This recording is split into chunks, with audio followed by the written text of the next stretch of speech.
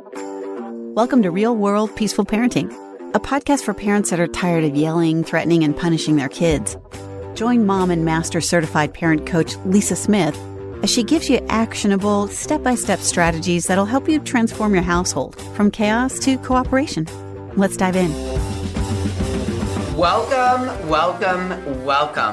Welcome to today's episode. And I know I'm a broken record. I say it every week, but I am so excited to be with you all here today for many, many reasons.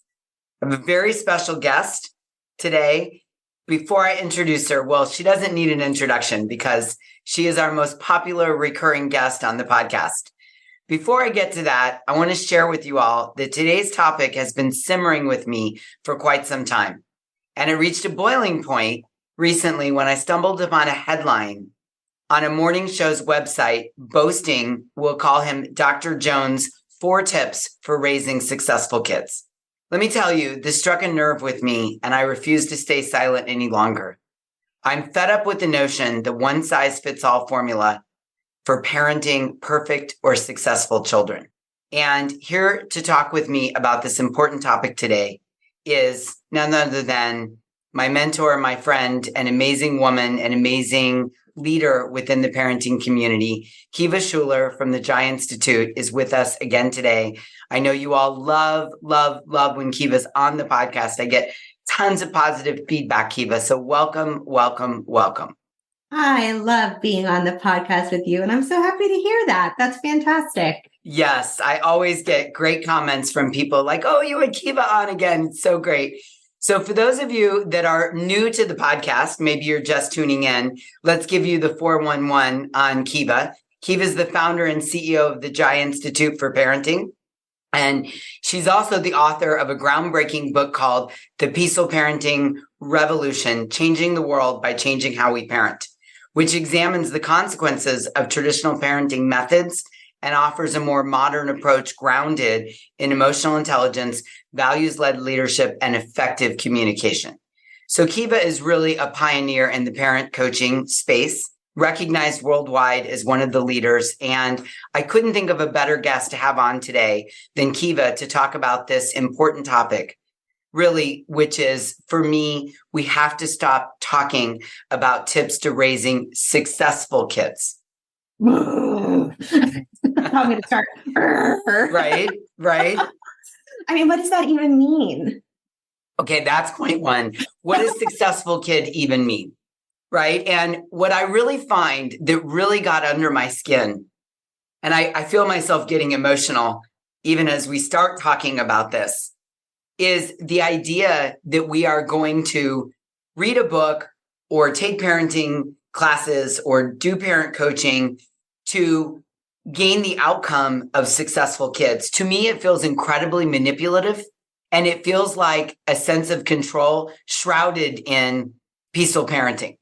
Yeah, I'm with you. And I think this idea that there's a prescription for this human being that we brought into the world to fulfill a set of criteria, not of their own volition, passion, or interest, but to project some image out into the world is why so many kids are miserable. They're being put into a box and told, if you don't play this game, you're not a good person, you're not successful, you're lazy, you're this, you're that. And no wonder they're all feeling so disenfranchised. Mm-hmm. Yeah, I mean, parenting is about so much more than reaching a finish line at the end. And, to me, when I work with people, I'm helping them create genuine connection. I'm helping parents foster self-regulation and allow our children to discover their own paths, right? And so to me, the essence of this is really getting to the essence of parenting and dismantling the idea that connection is a reward for good behavior. Connection is not the reward for success or perfection or being a good kid. A connection is the underbelly. It's the foundation of the relationship you have with your child. Yeah. I mean, I think that There's so much to unpack here, but we have to be careful as parents to not assume that we know who this person is and to not make the mistake of deciding that we know what is best for this human being who has rights and passions and interests and strengths and challenges and weaknesses, because we set ourselves up to actually create disconnection by not honoring the fundamental human right of the children in our home to forge a path forward that is their version of success. Amen. Now, let's be clear, because at this point, I know there's a few listeners going, whoa, whoa, whoa, wait a minute. Are you saying, and I want to be clear, I know I speak on behalf of Kiva and myself, we are not espousing permissive parenting. This is not the kid gets to do whatever they want and eat ice cream for breakfast and stay up all night and be on their phone 24/7 and, not go to school. The way I always talk about it is children are their own souls who come to earth to have their own experience. And we are fortunate enough to guide them for a period of time. And that is our job, to guide, to not control, to not gain compliance and control, but to guide and support and connect with them. So as the fully developed brain, as the peaceful leader of the household, it is our responsibility to guide our kids and set some limits and teach them right from wrong. But what I really think about is working through or working with our children as process problems, not character problems, which is why the label of good or perfect or successful, if you don't meet that criteria, whatever that is, that implies you then have a character problem. And childhood is a series of process problems that need to be guided and coached and worked on. I think there's a really important distinction in what you just said, which is the difference between values and outcomes. If we're parenting for the outcome, we are essentially saying to our child and ourselves that trumps everything else.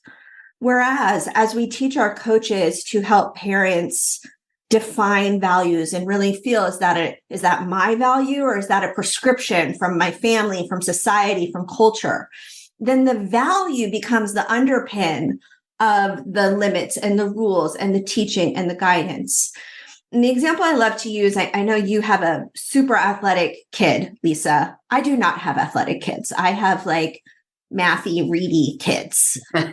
And when they were little, I bought into the whole, they have to be on soccer teams and they have to do gymnastics and cheer. And they were just super not into it.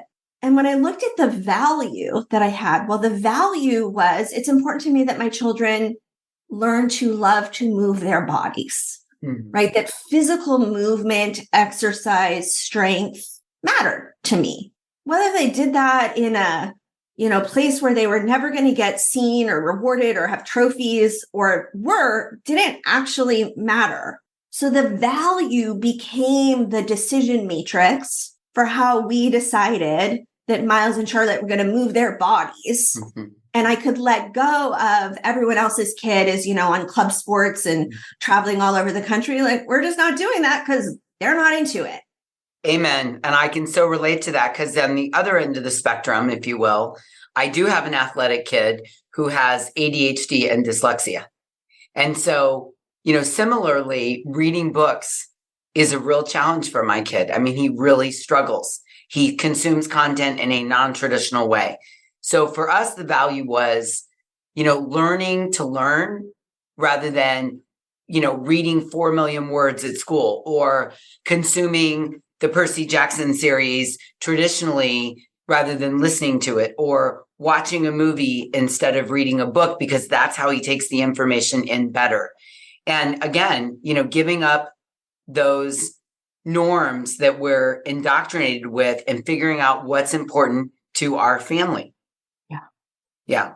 Another really great question to ask is, okay, so what does success mean?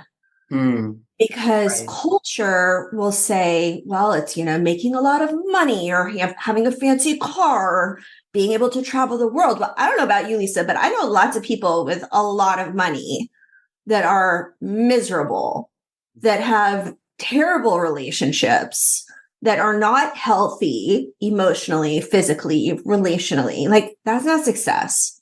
So what is success? Well, for me, when I think about it, it's life fulfillment.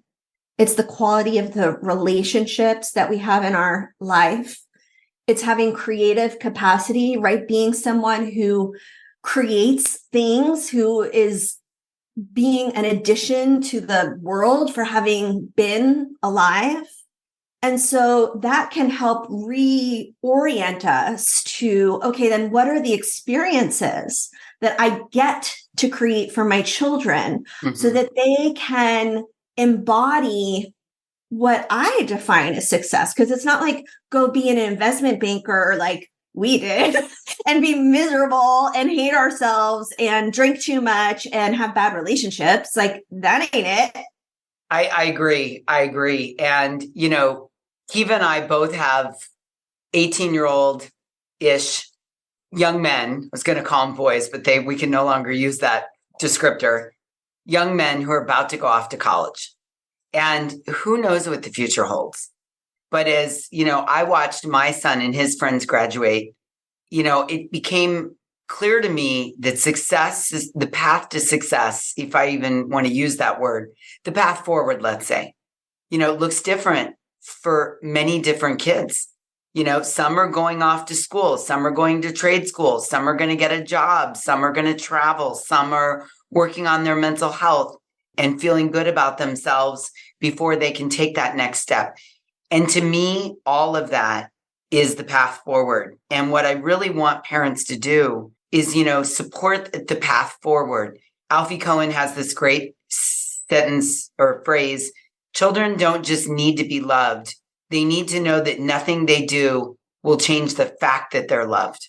And, really, I think about parent coaching and what I do and what you train other coaches to do. I really think about it in this way. And I want to get your take on this, Kiva. To me, when I work with parents, the real job, the real goal is to help you sort out your stuff so that when your child melts down or messes up or has a bad day or makes a little mistake or makes a big mistake or makes no mistakes, you're aware of how you're showing up for them. You're regulated, you're in your higher brain, you're calm, you're supportive, and you're able to model all the qualities that you believe in for your kids on their worst days. It's not about raising successful kids.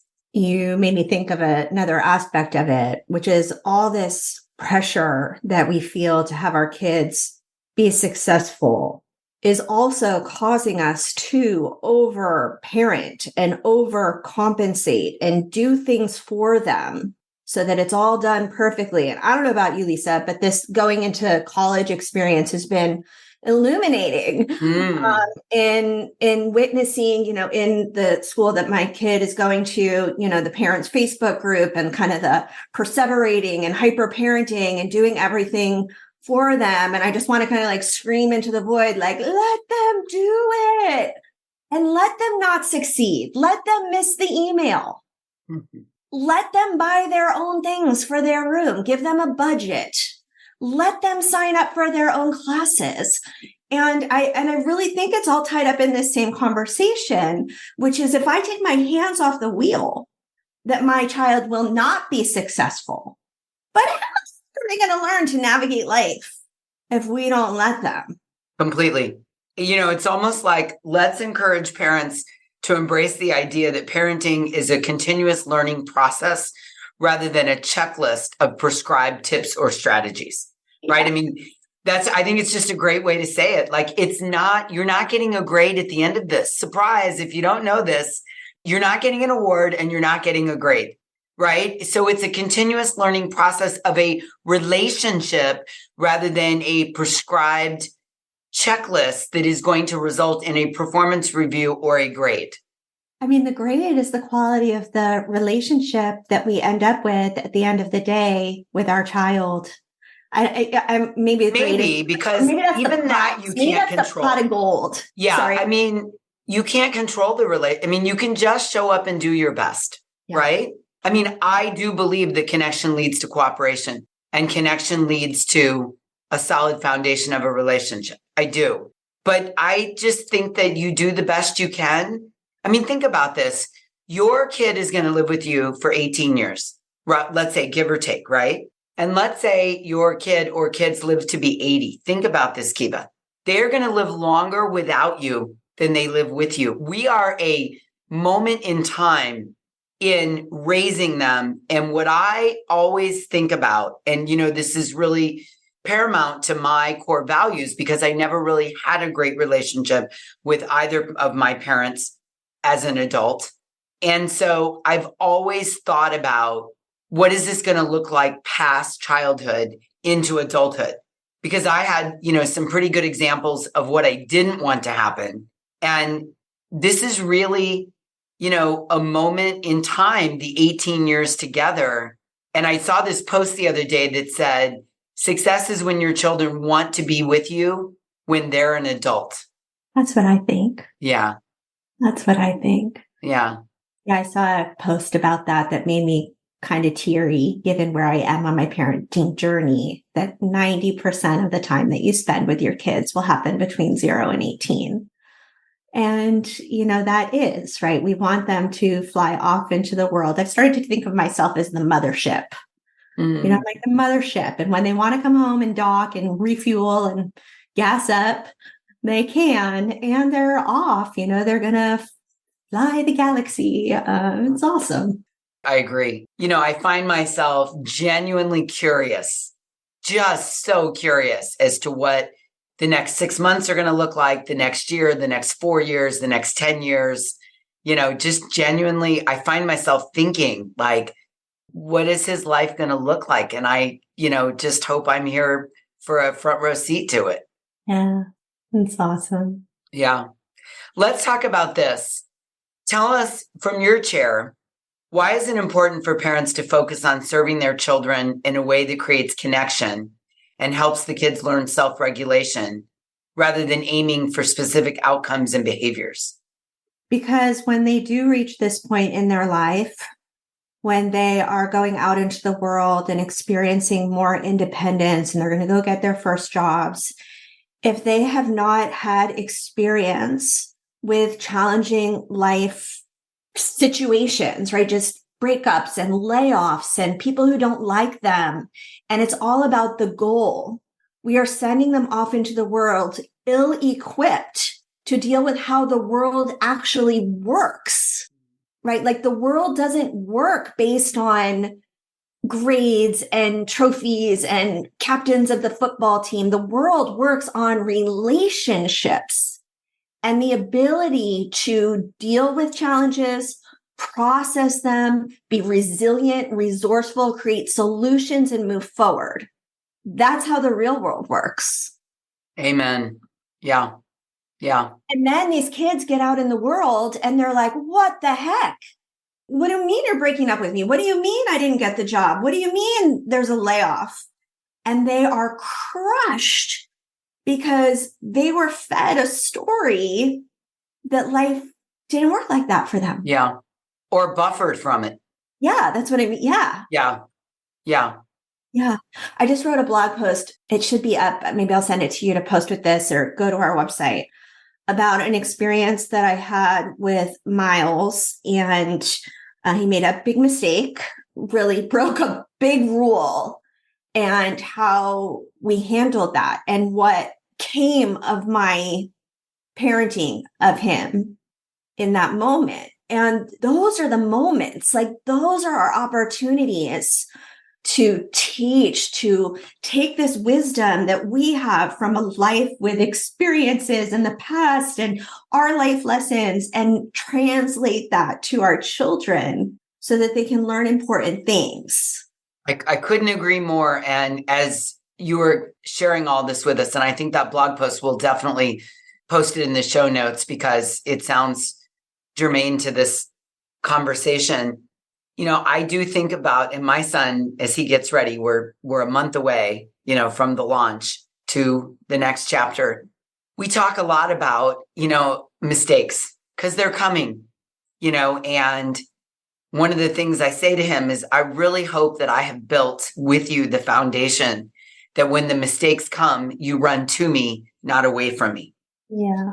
And, again, this is part of the dominant parenting paradigm I grew up in, is mistakes were, hidden, minimized, you avoided admitting them at all costs because there was the consequence of the mistake, and then there was the physical consequence, and then there was the mental consequence of feeling like a horrible person because you made the mistake. And that was a lot to get overcome as a 16, 17, 18, 22-year-old.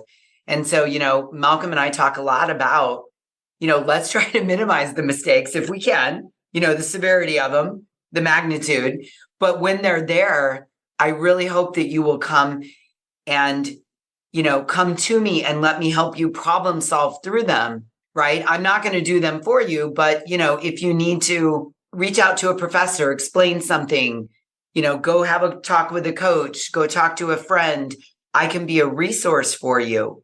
And I think that's also one of the foundations or the benefits of connection, right? Mm-hmm. If you feel seen, heard, and valued, then I'm a resource for you. And don't we all want that for our kids at the end of the day? I mean, that would be another put in the success pile, right? Is my child trusts me enough to come to me in their most vulnerable moments? Yeah. And I'm the safety net. And again, that doesn't mean that we have to be permissive parents and say, oh, don't worry about it, Kiva, it'll be fine, right? That's not what we're saying here. We're saying, I want to be the safe place you can come and work through what happened, what went wrong, how do I make this right? What do I need to do from here? How do I prevent making the mistake next time? Where could I have made a better choice, right? I want to be that sounding board for my child as much as possible without them fearing judgment from me. I've said to my kid before, I'm not happy about this. This does not make me proud. I'm disappointed. I'm sad to hear you made this choice, but I'm not doing it to attack his character. I'm doing it to infuse our values and recalibrate the internal compass that I hope I've turned on. Yep. Yes. Amen.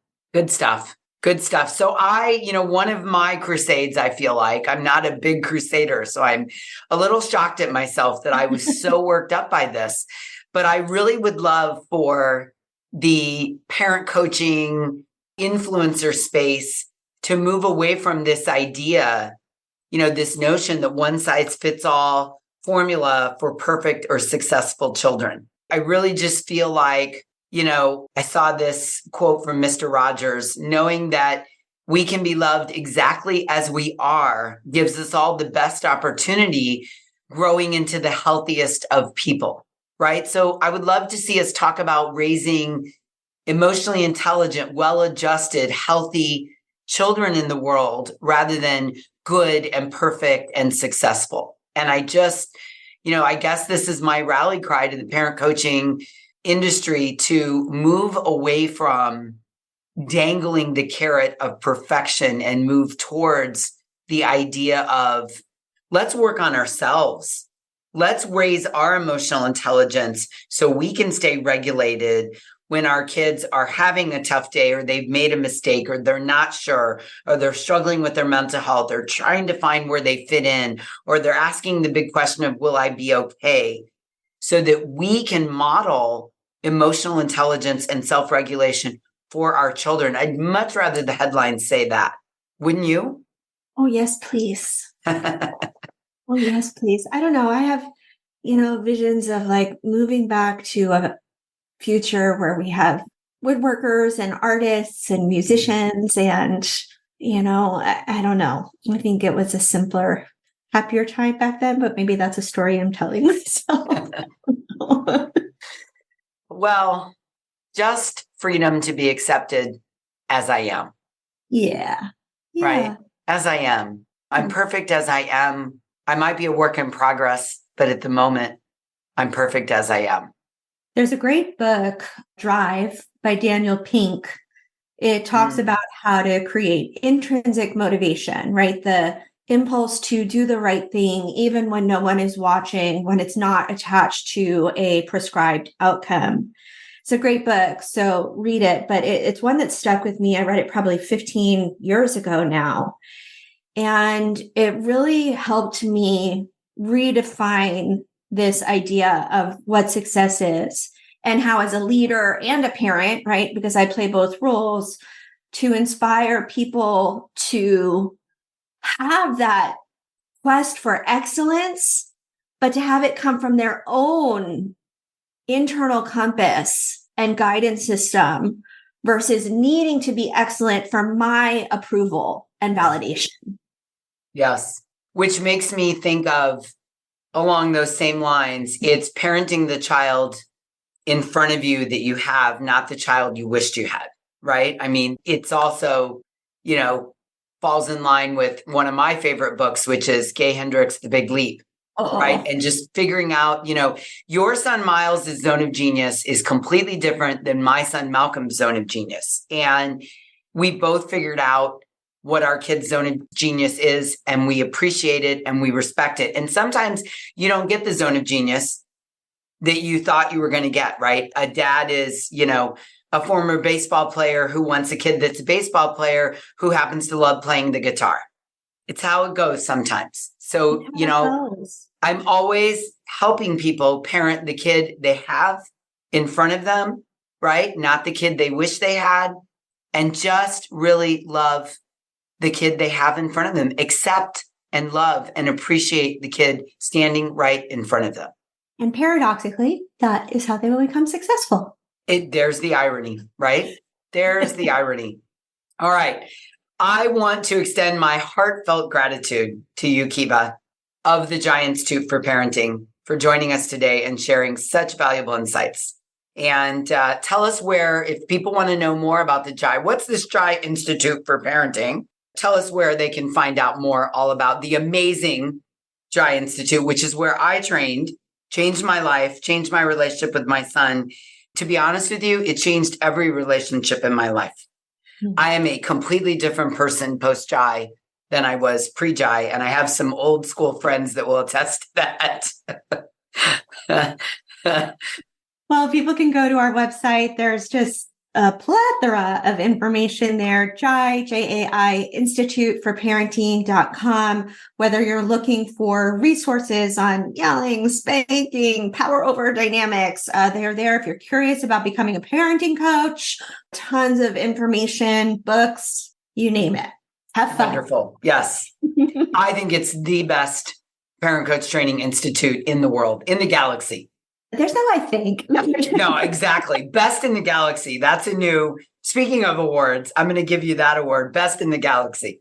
Oh, thank you. As bestowed by Lisa Smith. There we go. There we go. So thank you, Kiva, again, for being here today. You're a regular guest. And people love hearing from you and our conversation. Clearly, there's a lot of love between Kiva and I, a lot of respect. I'm a huge fan of Jai and everything they do and offer and how you and your team changed the world. So thank you for being here. I love being on your show, Lisa. Anytime. Oh, perfect. Well, thank you for listening today. Hopefully you all enjoyed our discussion as we delved into the true essence of parenting and the importance of creating genuine connection with our children. Today, we explored the notion that parenting goes beyond striving for perfect or successful children and instead focuses on nurturing self-regulation and supporting our children to discovering their own paths. Kiva and I together dismantled the idea that connection should be a reward for good behavior. It's really the underbelly or the essence of the parent-child relationship. So I want to encourage you to continue on this journey of real-world peaceful parenting, where you get the chance to prioritize connection, self-discovery, and the well-being of our children. Thank you for listening today. And until we meet again, I'm wishing you peaceful parenting.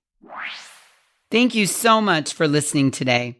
I want to personally invite you to head over to thepeacefulparent.com/welcome and sign up for my free Peaceful Parenting mini course. You'll find everything you need to get started on the path to peaceful parenting just waiting for you over there at www.thepeacefulparent.com/welcome. Can't wait for you to get started. Thanks for listening to Real World Peaceful Parenting. If you want more info on how you can transform your parenting, visit thepeacefulparent.com. See you soon.